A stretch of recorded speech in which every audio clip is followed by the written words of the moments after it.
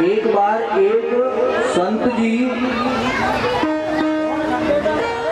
निकल करके जा रहे थे गंगा के किनारे से, अपना संध्या वंदन करके। संत जी का एक चेला भी साथ में था। एक गंगा स्नान करके जब निकले तो रास्ते में एक प्रेत मिलता है। देखिए, मैं आपको ये शिव महापुराण की कथा श्रवण करा रहा हूं बड़े ध्यान के साथ भी। जो भूत प्रेत इत्यादि जो हैं ये सब भगवान के गण हैं और भगवान ने स्वयं सृष्टि का विस्तार किया तो भोले बाबा ने यही प्रकट किए इस पृथ्वी पर। कभी भूत को देखा है आप लोगों ने? कभी भूत से कोई संग पड़ा आपका? किसका पड़ा है? जरा हाथ ऊपर करके बताओ। किसी का नहीं पड़ा है ना? पड़े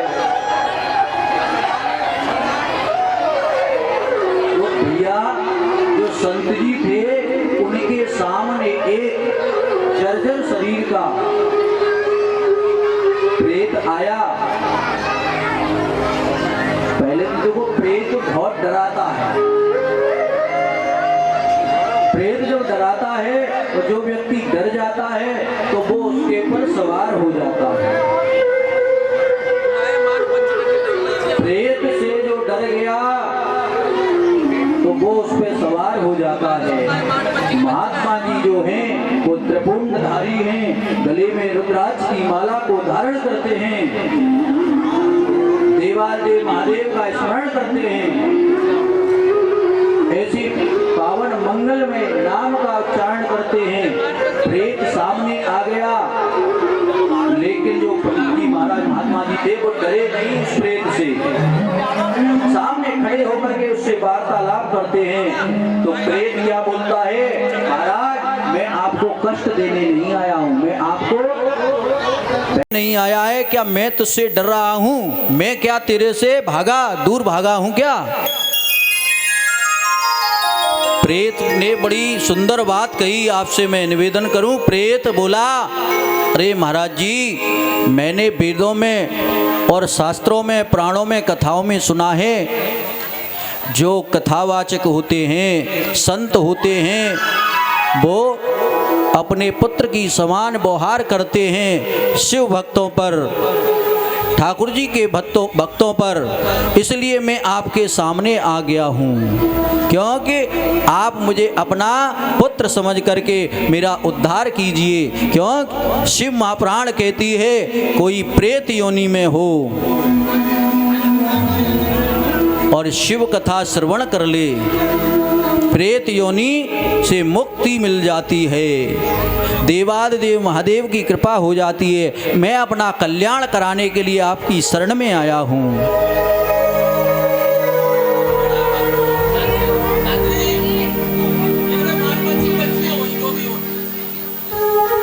देखिए, हमारे जो परीक्षित जी हैं उनके मान पक्ष की जो भी बहन बेटियां हों वो यहाँ आ जाएं और उनका स्वागत करेंगे। भैया एक भजन के साथ में सब लोग आनंद लें।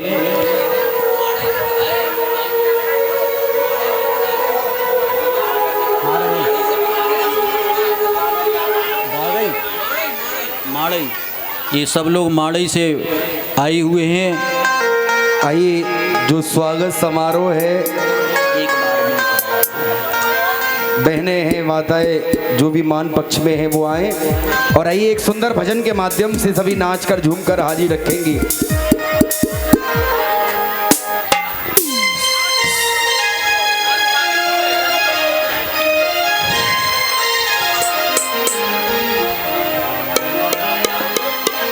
बोल देवादिदेव महादेव की जय। बड़ी जल्दी से शीघ्र स्वागत करके वहीं बैठ जाएं, क्योंकि कथा में विघ्न उत्पन्न हो जाता है। सब लोग कथा श्रवण करने के लिए यहाँ विराजमान हुए हैं। देखिए, यहाँ पर जो बैठे हैं, मैं देख रहा हूँ कई दिन से ऐसे भक्त बैठे हैं जो शिव कथा को श्रवण कर रहे हैं। तो मैं भी यहाँ विराजमान हुआ हूँ, तो मैं भी ये चाहता हूँ ज़्यादा से ज़्यादा आप लोगों को कथा श्रवण कराऊँ।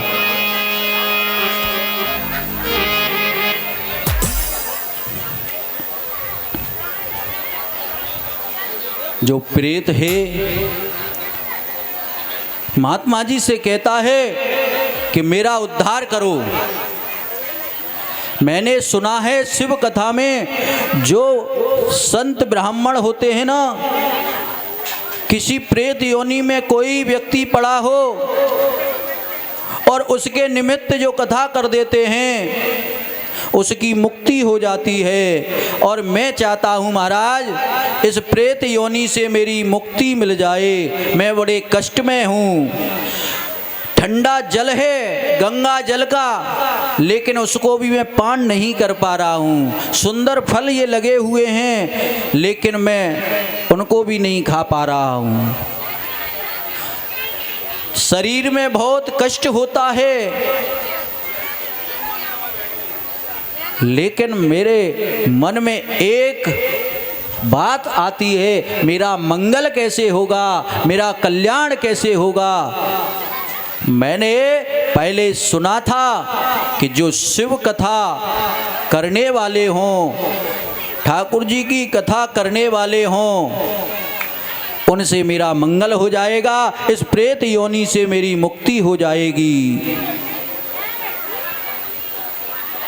प्रेत योनि से मुक्ति दिलाने के लिए वो प्रेत महात्मा जी के सामने खड़े होकर के गिड़गिड़ाने लगा। महात्मा जी ने कहा आज तू जैसे तैसे जी ले, आज की रात्रि काट ले, कल मैं ऐसा उपाय करूंगा जिससे तेरी प्रेत योनि से मुक्ति हो जाएगी।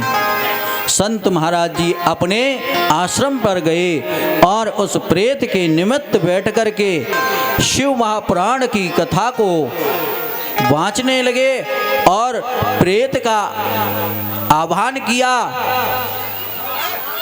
और उसके निमित्त संकल्प करके उस प्रेत योनि में जो व्यक्ति है अमुक अमुक नाम दे करके उसकी मुक्ति के लिए शिव वाचन किया और शिव कथा सुना करके वो एक ऐसा पुरुष विराट पुरुष बना और शिव भक्तगण जो शिव जी के गढ़ थे उसको लेकर के आए और परमात्मा के समीप सुंदर पीताम्बर उड़ा करके शिवलोक पहुंचा देते हैं। ऐसी मंगलमयी शिव कथा है जिसके भी घर में प्रेत वादा हो, शिव महापुराण कहती है जिसके घर में प्रेत वादा हो वो शिव जी का, निर्वदेश्वर का घर से लोटा जल भर कर लाए और शिवजी पे चढ़ाए और शिवजी पे चढ़ा करके जो चरणामृत हो उस व्यक्ति को पिला दे, हमेशा के लिए प्रेत मुक्ति से युक्त हो जाएगा, मुक्त हो जाएगा।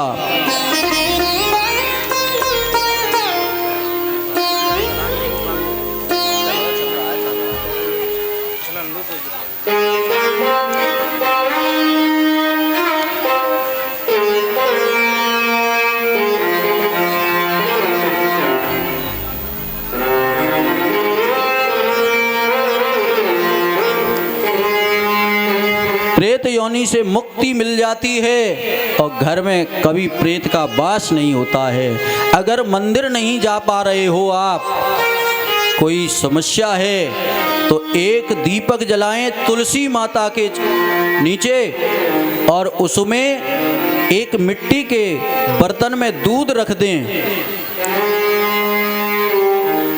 और देवादिदेव महादेव से प्रार्थना करें हमारे घर में जो भी बाधा है, जो भी संकट है, देवादिदेव महादेव आप पान करो। देखो तुलसी क्यों बता रहे हैं, तुलसी जीवित और मृत्यु तक काम आने वाली है। जब व्यक्ति का अंत समय आ जाता है क्या कहते हैं, इसके मुखार बिंदु में तुलसी डाल दो।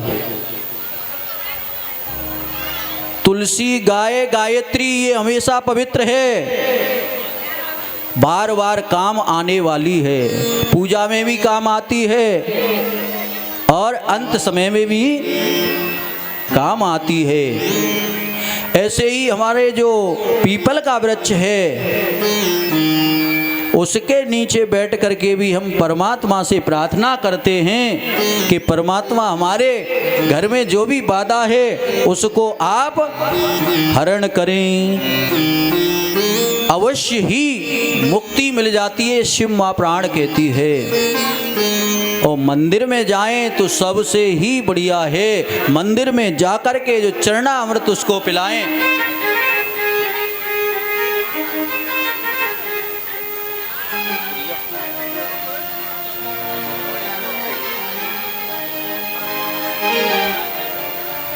शिव महाप्राण में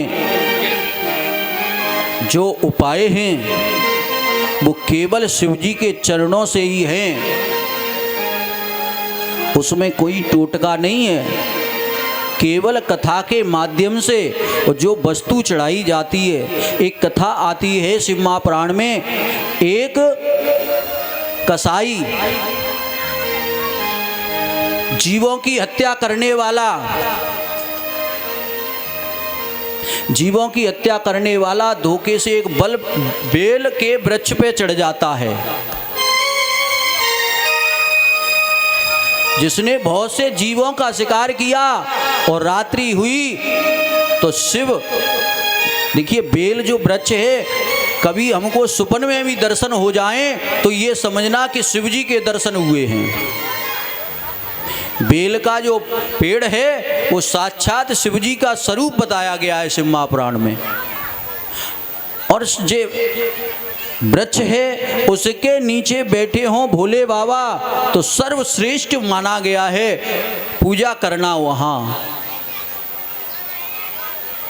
तो जो कसाई था, जीवों का हत्यारा था, रात्रि हो गई और बेल के वृक्ष के ऊपर चढ़ गया, केवल अपने बचाव के लिए, कोई जंगली जीव आकर के मेरे ऊपर आक्रमण ना कर दे, उसका कोई और उद्देश्य नहीं था। उसने ये नहीं देखा कि नीचे कौन है, रात्रि का समय है और उसी समय बेल वृक्ष के ऊपर चढ़ा हुआ जो जीवों का हत्यारा है, सुबह का समय हुआ, जागृत हुआ और बेल वृक्ष से एक पत्ती, नीचे था शिव मंदिर, शिवलिंग, और धोखे से आकर के वही बेलपत्री आकर के गिरती है और शिवजी पे चढ़ जाती है। जब उस कसाई का अंत समय आया, यम के दूत उसको लेने आए। यम के दूत जब लेने आए तो शरीर में कितनी पीड़ा होती है, आप लोगों ने ये देखा होगा, सुना होगा। शरीर में कहते हैं 100 बिच्छू डंक मारे उतनी उस समय पीड़ा होती है जब हमारे प्राण निकलते हैं। इस शरीर में इतना कष्ट होता है। जब यमदूत उसको लेने आए, उसका शरीर बहुत कष्ट में था और उस बेलपत्री चढ़ने से, उसकी संगति करने से उसका मन और बुद्धि इतनी बदली, वो शिव शिव गुण गाने लगा और उसी समय शिव के पार्षद, शिव के गण उसके समीप आ जाते हैं और शिव लोक में जाकर के उसको ले जाते हैं। यम के दूतों को कई बार शिव कथा में बताया गया है, उनको फटकारा गया है और यम के गणों से कहा है, महादेव के गणों ने जो शिव की कथा सुनता हो, चाहे 5 मिनट क्यों ना सुनता हो, 1 दिन क्यों ना सुनी हो, उसे कभी यमलोक प्राप्त नहीं होता है। जीवन में कभी यमलोक प्राप्त नहीं हो सकता है उसको। ये शिव के गण कहते हैं, शिव महापुराण में ऐसा लिखा है। जो किसी ना किसी माध्यम से शिव की पूजा कर लेता है, ऐसे महादेव के विषय में बताया गया है।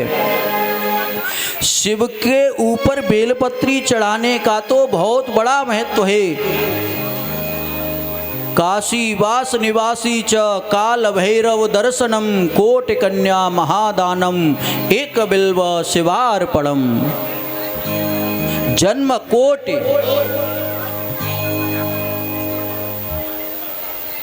बेलपत्र चढ़ाने का फल बहुत बताया गया है। इसलिए हम लोगों को प्रत्येक सोमवार को, और एक निवेदन करूं मैं आपको, कभी बेलपत्र सोमवार को नहीं तोड़ना चाहिए। जिस दिन हम जिसकी पूजा करें, भाई बेल का जो स्वरूप है वो शिव का स्वरूप बताया गया है, और हम सोमवार को पूजा करें तो उसको ना तोड़ें। एक दिन पहले तोड़ करके रखें और सुबह उन्हें अर्पण करें शिव जी को। शिव महापुराण में तो इतना बताया गया है, बेलपत्री को तोड़ने का अधिकार भी बताया किसको? जो शिव की पूजा करता हो उसी को, और जिसने ये बेल वृक्ष लगाया हो। भैया किसी को काटने का, तोड़ने का अवसर किसको है? जिसने कभी पेड़ लगाए हों, जिसने कभी बेल वृक्ष लगाया हो वही तोड़ करके लाए। शिव महापुराण में ये कहा गया है। और निवेदन करूं आपसे, कभी भी बेल के वृक्ष से डाली ना तोड़ें, पत्ती को तोड़ करके लाएं।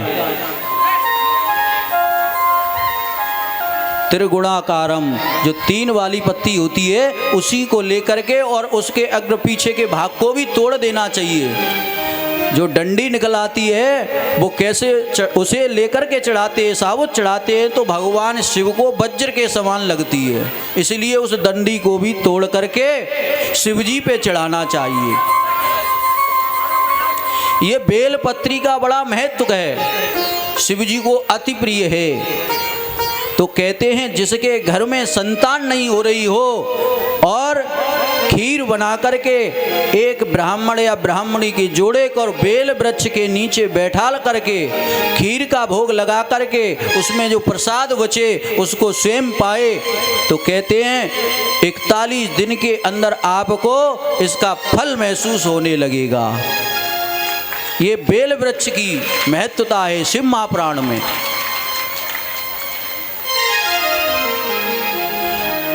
शिव जी कहते हैं शिव महापुराण में, जिसके घर में कभी शादी नहीं हो रही हो, किसी बच्चे के विलंब हो रहा हो, और वो जाकर के मंदिर में केवल झाड़ू लगाए, सुबह सुबह झाड़ू लगाए। झाड़ू लगाने से ही उसको फल प्राप्त हो जाता, उसके कार्य बन जाते, उसके घर में वंश की वृद्धि होने लगती है। ये शिव महापुराण कहती है। देखो इस पंडाल में हम लोग बैठे हैं, शिव मंदिर में जाएं तो सबसे अच्छी सेवा क्या है? जो भक्त आ रहे हैं जिनके चरण वंदन है, जो पादुकाएं हैं, जूते चप्पल उनको सही करें। एक ये बहुत बड़ी सेवा है। राजसु यज्ञ में भगवान ने सबको सेवा दी, और कन्हैया ने कौन सी सेवा ली थी? सबके चरण धोने की, पत्तल डालने की, सबके जूते चप्पल साइड में रखने की। ये सबसे बड़ी सेवा होती है। जो भक्त होते हैं उन भक्तों की भी सेवा हमको करने को प्राप्त हो जाए तो ठाकुर जी बड़े प्रसन्न होते हैं। जो मेरे भक्त की, मेरा भक्त है वो मेरी पूजा कर रहा है, और मेरे भक्त की जो पूजा करता है उससे बड़े प्रसन्न होते हैं। गज और गिरह की मुक्ति के समय सबसे पहले मुक्ति किसकी की? परीक्षित जी। सबसे पहले गिरह को उबारा, और पुकारा किसने था ठाकुर जी को? गज ने। गज ने पुकारा और मुक्ति करी गिरह की। क्योंकि जो मेरे भक्त का पैर पकड़ लेता है वो मेरा सबसे बड़ा भक्त होता है। गज का पैर पकड़ा था गिरह ने, तो मेरे ठाकुर जी सबसे पहले उसकी मुक्ति करने के लिए आ गए थे। तो देवादिदेव महादेव कहते हैं जो शिव का भक्त होता है, एक कथा आती है, शिव का भक्त था, कभी कभी मंदिर में जाता था, लेकिन मंदिर में जाता था तब भी उसके अंदर एक कोई पूजा पाठ का भाव नहीं रहता था। केवल इसमें से मैं भी चोरी कर ले जाऊं, हर जगह चोरी करता था। एक दिन मंदिर में प्रवेश किया और प्रवेश करते समय उसने देखा आज तो मेरी जेब में कुछ नहीं है और मुझे तो धन चाहिए, लेकिन मंदिर में भी कुछ नहीं था। एक घंटा लगा हुआ था ऊपर, शिव जी का घंटा था। उसे उतारने के लिए मंदिर में प्रवेश करता है, लेकिन उस घंटे तक पहुंचता नहीं है। वो घंटे तक पहुंचता नहीं है, उचकता जा रहा है। थोड़ी कोशिश और की, लेकिन पहुंचा नहीं। तो उसने सोचा मैं शिवलिंग के पर खड़ा हो जाता हूँ, थोड़ा पाप लगेगा लग जाएगा, लेकिन मैं इस घंटे को चोरी कर लेता हूँ। शिव मंदिर में जाकर के वो भक्त, वो चोर, देखो भगवान के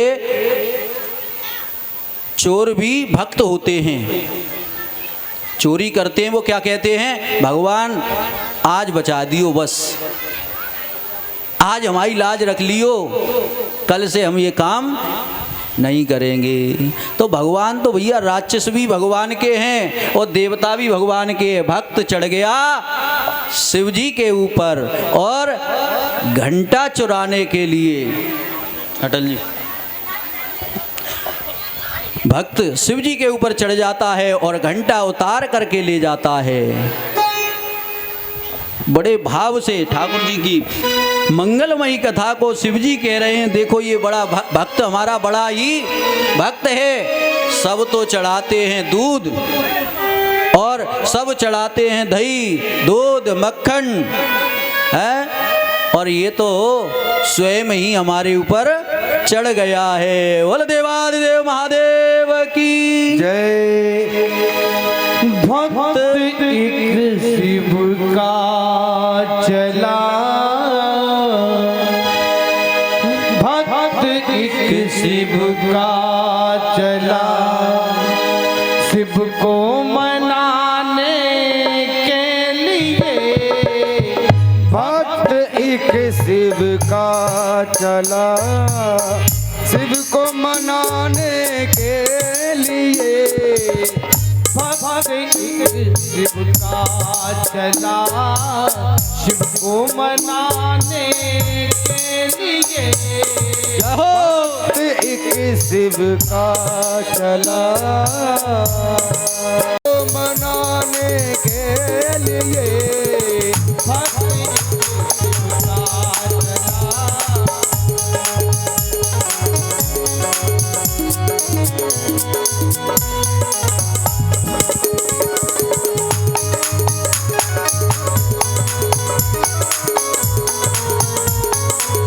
हरि बोल, बम बोल।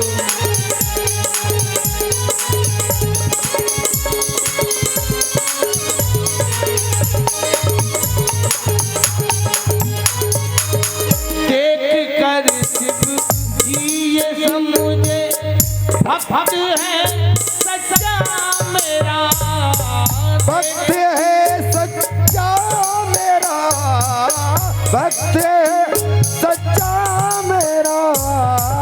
देख कर शिव जी ये समझे, भक्त है सच्चा मेरा, भक्त है सच्चा मेरा, भक्त है सच्चा मेरा।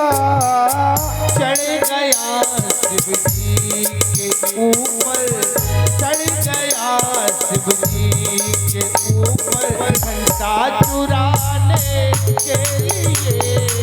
भक्त एक शिव का चला, शिव को मनाने के लिए।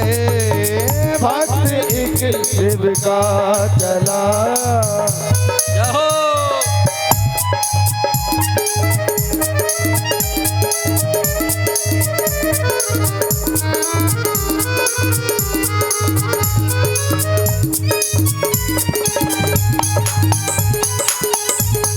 हरि बोल।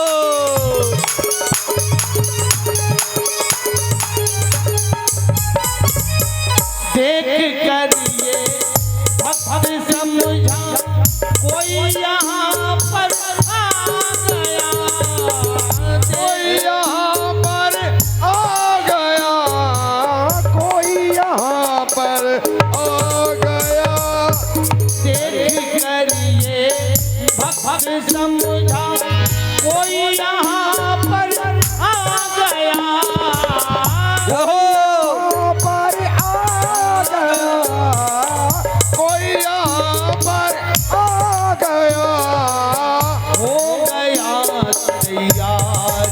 फौरन हो गया तैयार, फौरन आग जाने के लिए। भक्त एक शिव का चला शिव को मनाने के लिए, भक्त एक शिव का चला। हरि बोल।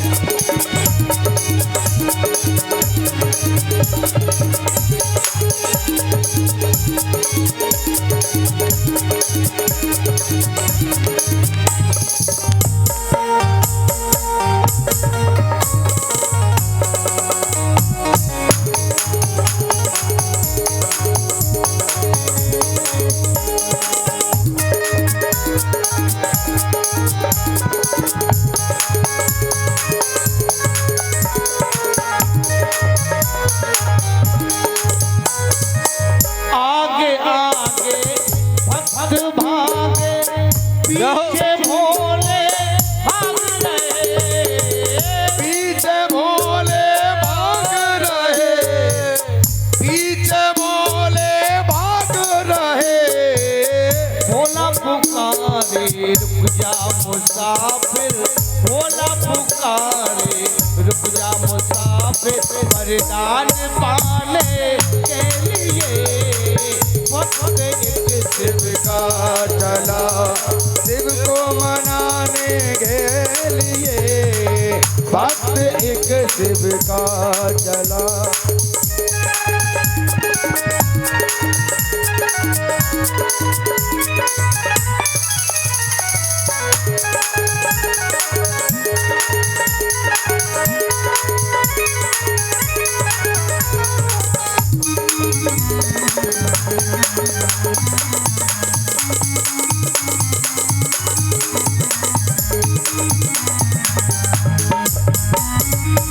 फूल फल तो दुनिया चढ़ाए, तू तो चढ़ाता ना गया, तू तो सारा चढ़ गया, तू तो सारा चल गया। फूल फल दुनिया चढ़ाए, तू तो सारा चढ़ गया, तू तो सारा चल गया, तू तो सारा चल गया। भोलेनाथ जी कहने लगे जय हो। भक्त से, सुन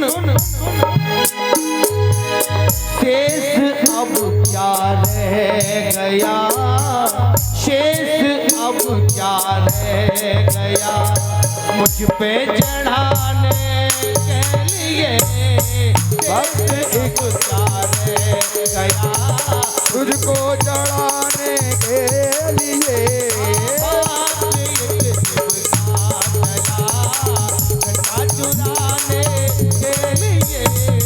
बात एक शिव का चला घंटा चुराने के लिए।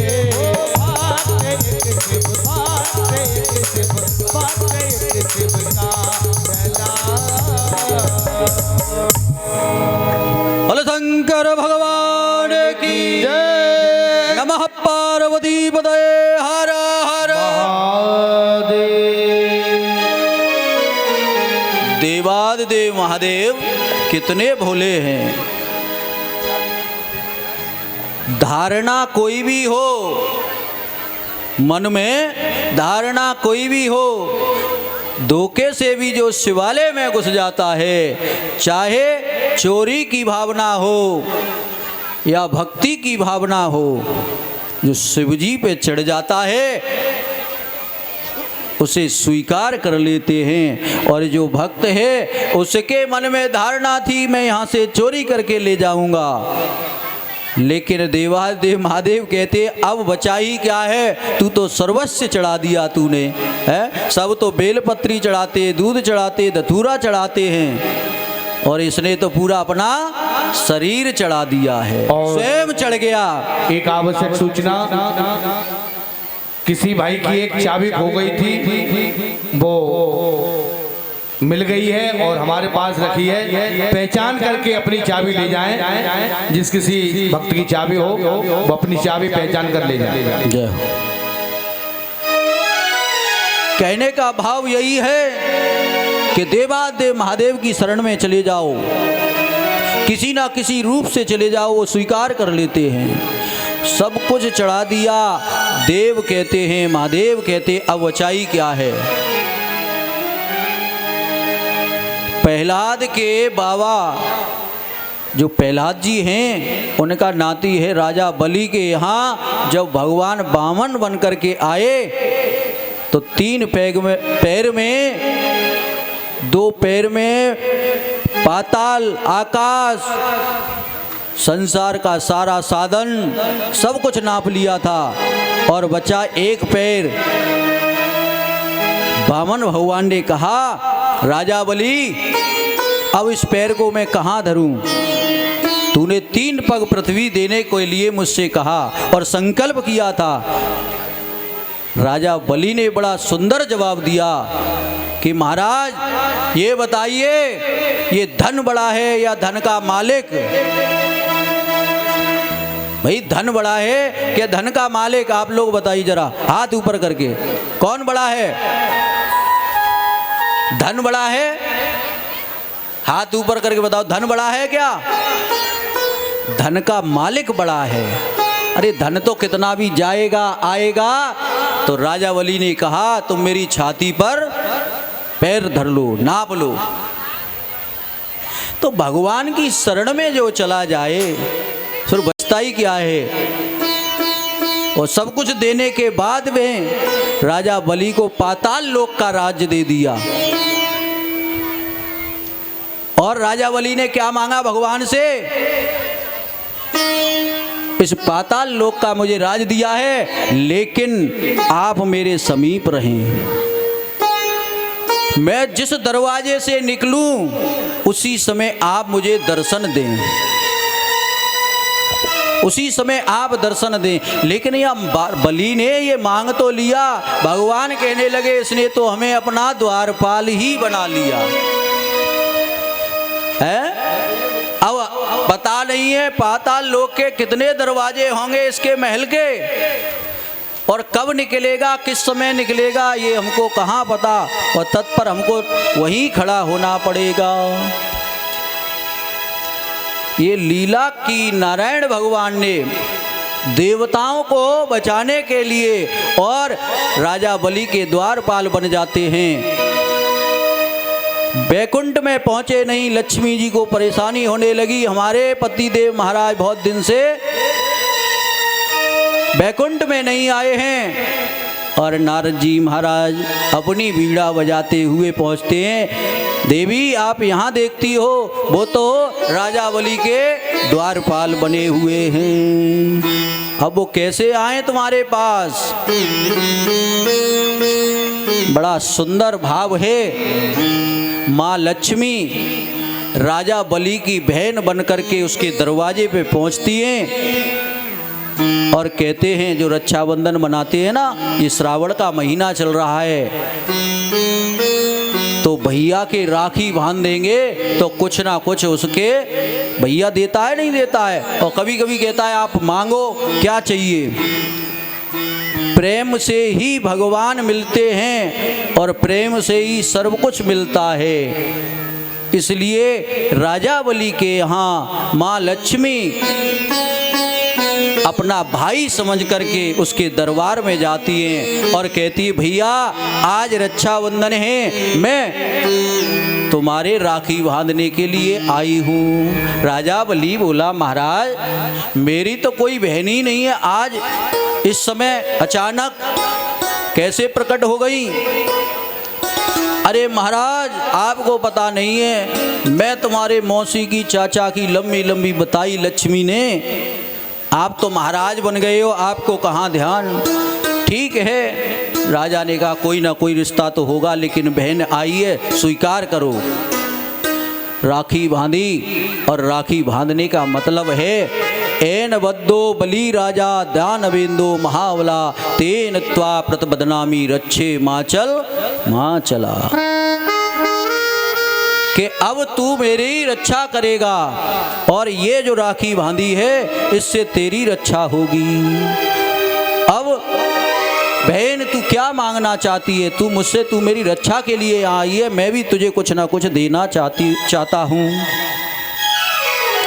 लक्ष्मी मैया ने कहा, भैया अगर तुम देना चाहते हो तो मुझे एक वरदान दे दो। क्या चाहिए तुम्हें वरदान में? कि जो तुम्हारे द्वार पर जो द्वारपाल बना खड़ा है ये मुझे दे दो।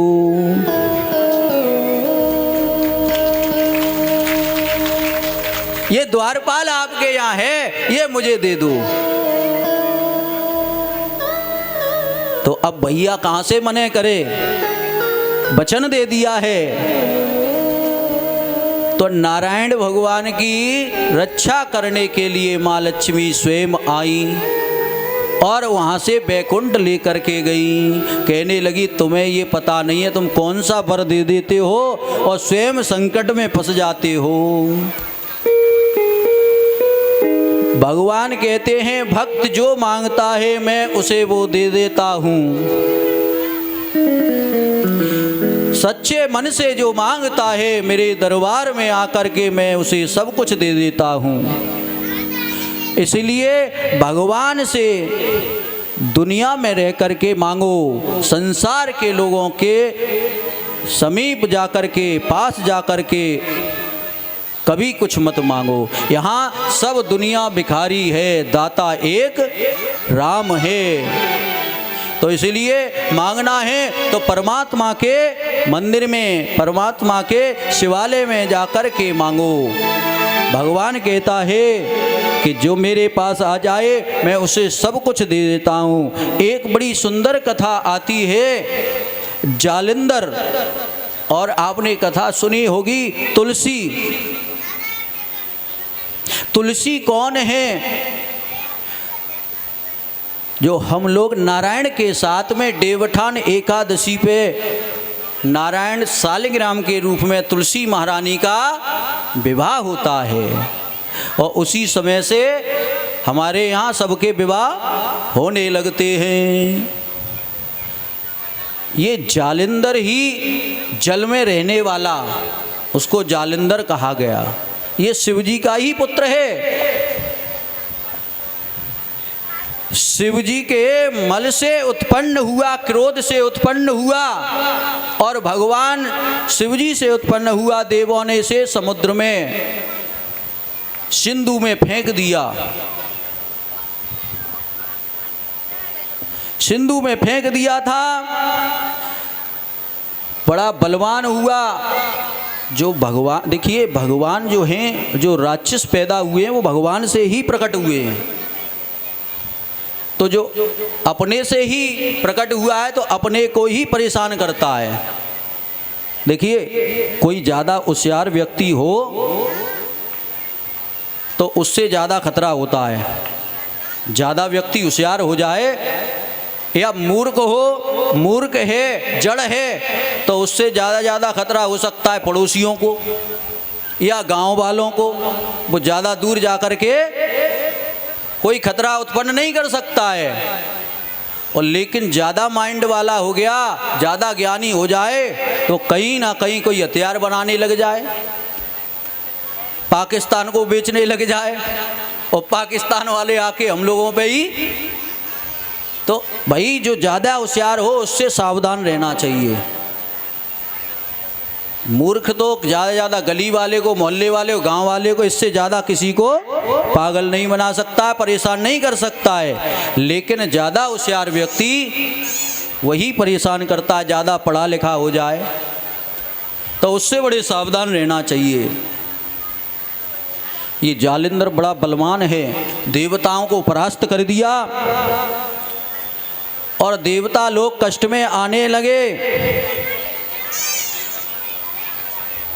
तुलसी महारानी एक पतिव्रता नारी हैं। इसी जालिंदर के साथ इनका विवाह हुआ था।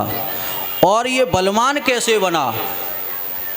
केवल पतिव्रता धर्म के, पत्नी के व्रत से, पत्नी के धर्म से, पत्नी के द्वारा की हुई पूजा से ये बलवान हो गया। ये पतिव्रता धर्म जो माताओं से निवेदन करूं, जो पतिव्रता धर्म है, इस धर्म से आप कुछ भी प्राप्त कर सकती हैं। इस जालिंदर को कोई परास्त करने वाला नहीं था। क्यों? पतिव्रता धर्म निभाने वाली तुलसी और अपने धर्म में निष्ठर भक्ति करने वाली, जप अनुष्ठान हर वक्त पति के लिए सिवा महादेव के चरणों में अनुराग करती थी, प्रेम करती थी, भक्ति करती थी, जप करती थी और प्रार्थना करती थी मेरे पति की आयु बढ़ती रहे। अब इसने देवताओं पे अत्याचार करने लगा तो देवता लोग सब मिलकर के महादेव की शरण में गए। महादेव, इससे हमें बचाइए। महादेव ने कहा मैं इससे आपको नहीं बचा सकता। क्यों? कि मैंने ही उत्पन्न किया है। अब जिस पेड़ को मैं ही लगाऊं और मैं ही काटूं, ऐसा हो नहीं सकता।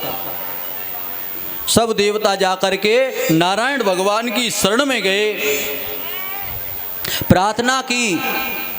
देवादेव महादेव ने उपाय बताया। सभी देवताओं के साथ में जाकर नारायण भगवान से कहा आप जालिंद्र का रूप धारण करके तुलसी महारानी के महल में जाओ। अगर वो अपने पतिव्रत धर्म से हटती है और पूजा को छोड़ती है तो ये परास्त हो जाएगा। नारायण भगवान ने जालिंद्र का रूप बना करके तुलसी के महल में प्रवेश किया। तुलसी ने तुरंत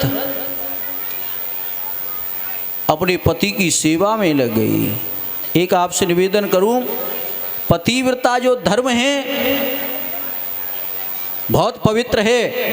एक बार श्री कृष्ण ठाकुर जी गोपियों को उपदेश दे रहे थे। महाराज के समय सारी गोपियां आईं और स्वागतम महाभागो, पहले स्वागत करते हैं, फिर पूछते हैं आप इतनी मध्य रात्रि में क्यों आई हो, अपने पतियों को छोड़ करके? आप तो पतिव्रता हो, इस मध्य रात्रि में क्यों आई हो? गोपियां कहने लगी पहले तो हमको बुलाते हैं और फिर पूछते हैं क्यों आई हैं। भगवान बोले शायद तुम इसलिए आई होगी, ये मध्य रात्रि में चंद्रमा कैसा दिखता है। एक गोपी बोली आप बड़े उपदेश करते हो, पतिव्रता बताते हो, एक बात हमसे कहिए, एक बात का जवाब दीजिए। पतिव्रता स्त्री का पति कभी परदेश चला जाए, परदेश में चला जाए तो उस पतिव्रता स्त्री को कैसे धर्म निर्वह करना चाहिए? भगवान ने कहा एक सीधी सी बात यह है, उसका फोटो लेकर के खूब पूजा करो, भोजन करने का समय आए तो उसके सामने थाली रखो और प्रार्थना करो, भोग स्वीकार करो, उसके बाद पुनः भोग खाओ। गोपी बोली महाराज ये बात सही है, अगर पतिव्रता स्त्री उसी समय उस फोटो की पूजा कर रही हो और उसी समय उसका पति गेट पर आ जाए, कुंडी खटखटाए, तो उस परिस्थिति में उसको क्या करना चाहिए? अगर उठती है तो पति की पूजा करने का अपराध होता है, अगर गेट खोलने नहीं जाती है तो यदि पति आ गया है, पति की आज्ञा से विनिष्ट हो सकती हूँ। क्या करना चाहिए? ठाकुर जी ने बड़ा सुंदर जवाब दिया।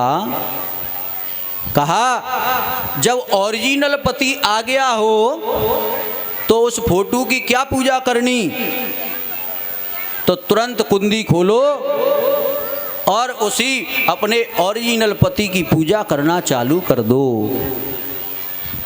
गोपी ने कहा यही हम प्रश्न का उत्तर आपसे सुनना चाहते थे। ये संसार के जितने पति हैं वो सब एक फोटो हैं, असली पति कौन है?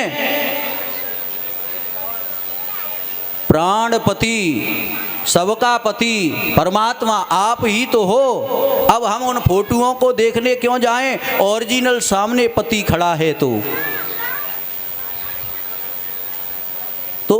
पति जब ओरिजिनल आ जाए तो उसकी पूजा करनी चाहिए। गोपियों ने बहुत सुंदर भगवान को उत्तर दिया और उन्हीं से प्रसन्न कराया, उन्हीं को उत्तर दिया।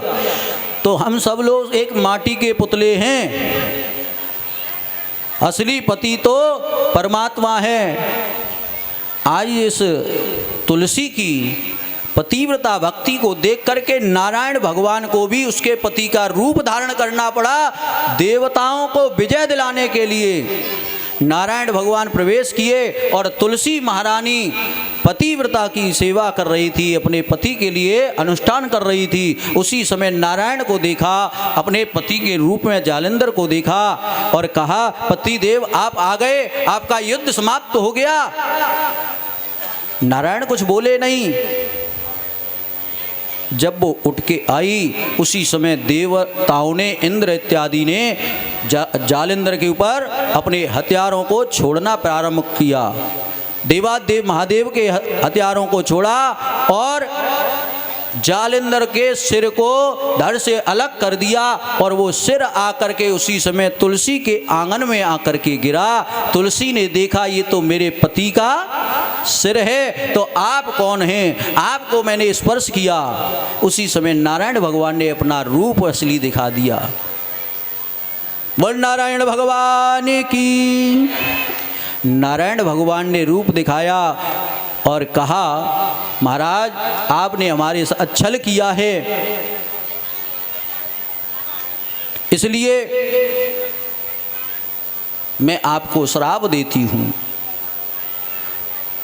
श्राप देती हूँ। तुलसी महारानी कहने लगी, लेकिन मैं बिना पति के जीवित नहीं रह सकती हूँ। जहाँ जालंधर का अंतिम संस्कार किया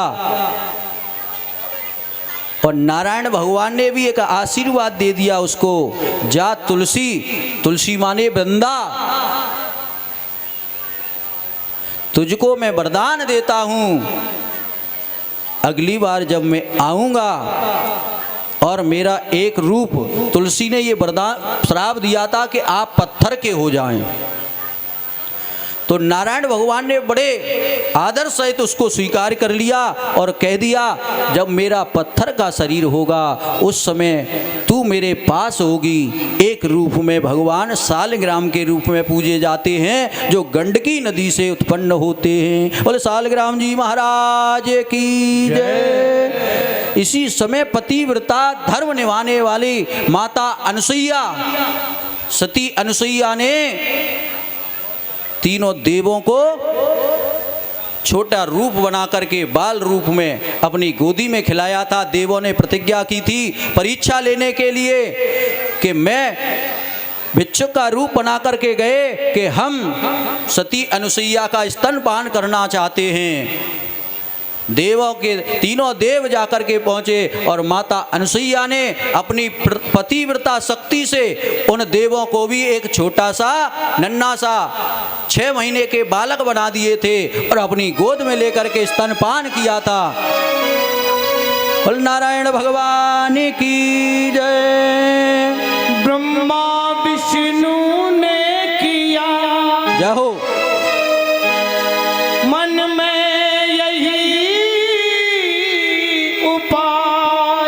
जय।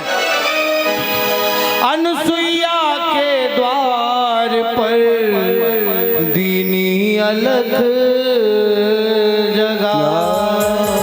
बोली शंकर भगवान की जय हो। आइए मां अनुसुईया के पास तीनों देवता ब्रह्मा विष्णु महेश किस प्रकार जाते हैं और क्या होता है भजन के माध्यम से श्रवण करेंगे। ओ ब्रह्मा विष्णु और शंकर ये तीनों चले, एक नहीं दो नहीं तीनों। ब्रह्मा विष्णु और शंकर ये तीनों चले, भेष जोगी बनाना गजब हो गया।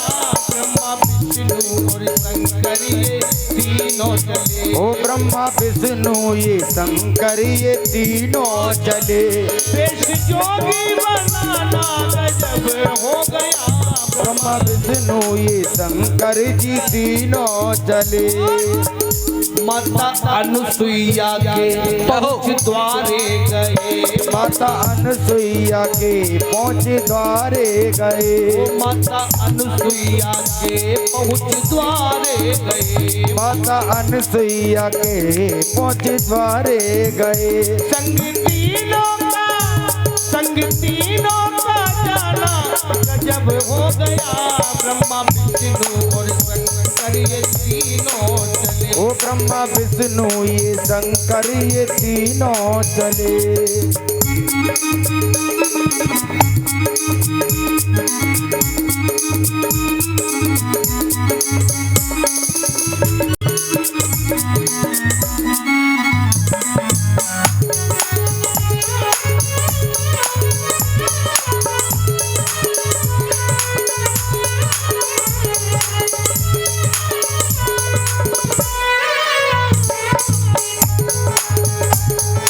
हरि बोल श्री हरि।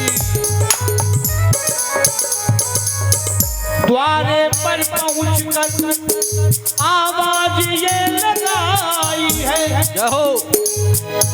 भूखे हैं संत हमें भिक्षा दो आई है। सुन करके संतों के वचन थोड़ी सती आई है। और दिल पल की न करी भिक्षा भर के लाई है। जैसे ही माँ अनुसुईया तीनों देवताओं के लिए भिक्षा लाती है। जय जय। तो तीनों देवता कहने लगे, ए माँ भिक्षा चाहिए ना हमको तो भोजन करा। भिक्षा चाहिए ना हमको तो भोजन करा। भिक्षा चाहिए ना हमको तो भोजन करा। भिक्षा चाहिए ना हमको तो भोजन करा। वचन उनका सुनाना गजब हो गया। ब्रह्मा विष्णु और शंकर जी की चले। हो ब्रह्मा विष्णु और शंकर जी। ने कहा, अरे भैया भिक्षा से काम नहीं चलेगा, भर पेट तीनों को तू भोजन करा दे। बस भूख भारी लग रही, भूख को मिटा दे तू। जय हो। करके नगन हम तीनों को भोजन करा दे तू। ऐसे नहीं, हरि बोल। भूख भारी लग रही, भूख को मिटा दे तू। जय हो। जय जय जय करके नगन तीनों को भोजन करा दे तू। जय हो। कितना है सत्य तुझ में, सत्य को दिखा दे तू। कर इतना ना कर सके तो साफ साफ बता दे तू। इतनी कह करके, इतनी कह करके, इतनी कह करके तीनों वो चलने लगे। इतनी कह करके तीनों उछलने लगे। इतनी कह करके तीनों वो चलने लगे। इतनी कह कर वो तीनों वो चलने लगे। तीनों देवता इतनी कह करके वापस चल दिए। जय हो। तो उनका भी नाम अनुसुईया था, सती अनुसुईया। जय जय।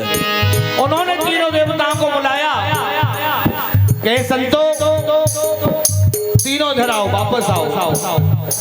इतनी कह करके तीनों को चलने लगे। इतनी कह करके तीनों ये चलने लगे। फिर सती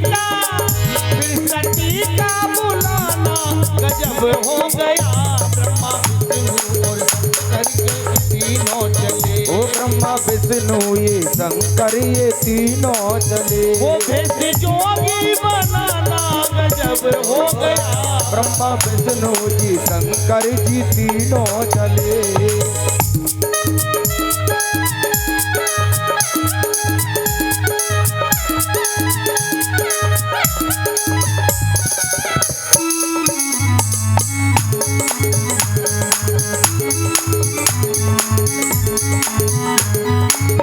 काम को पूरा किया, देर ना लगाई सती ने हाथ में कमंडल लिया उठाई है, जल का भरा हुआ कमंडल मां अनुसुईया ने हाथ में लिया और थोड़े पानी के छींटे लगाए। जय जय। तीनों देवताओं पर पानी के छींटे लगाए।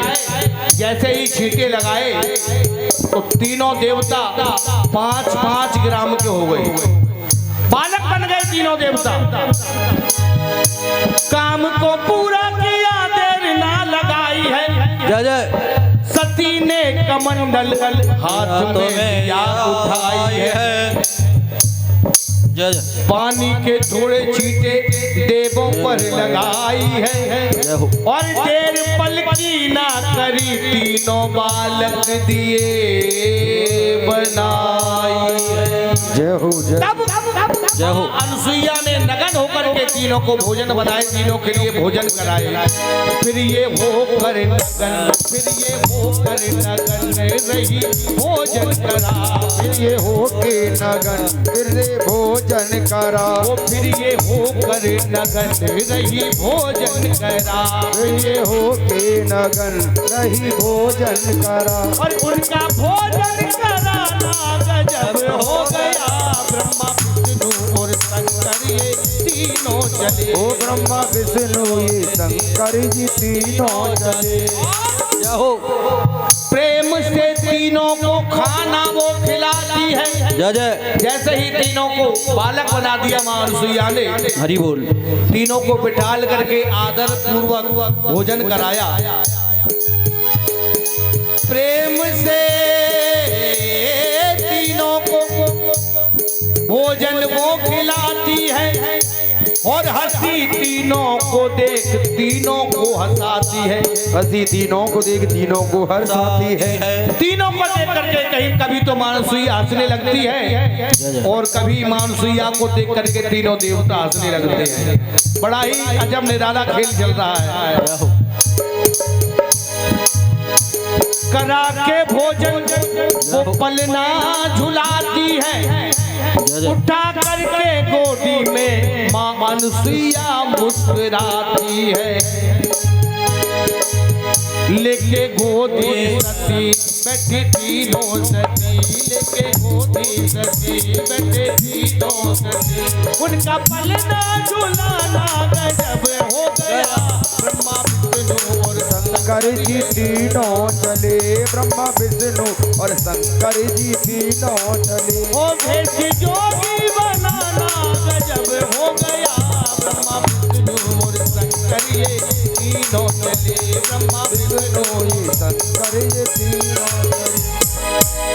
इतने में ही तीनों देवियां जय जय। उधर घबरा गई कि हमारे पतिदेव कहाँ गए। लक्ष्मी कहने लगी हमारे विष्णु जी का पता नहीं है। ब्रह्माणी कहने लगी ब्रह्मा जी का पता नहीं है। माँ गौरा कहने लगी हमारे महेश भी नहीं दिख रहे, कहाँ गए। इतने में ही तीनों देवियां घबराने लगी, इधर उधर ढूंढने लगी। उधर से नारद जी आ गए। नारायण नारायण नारायण।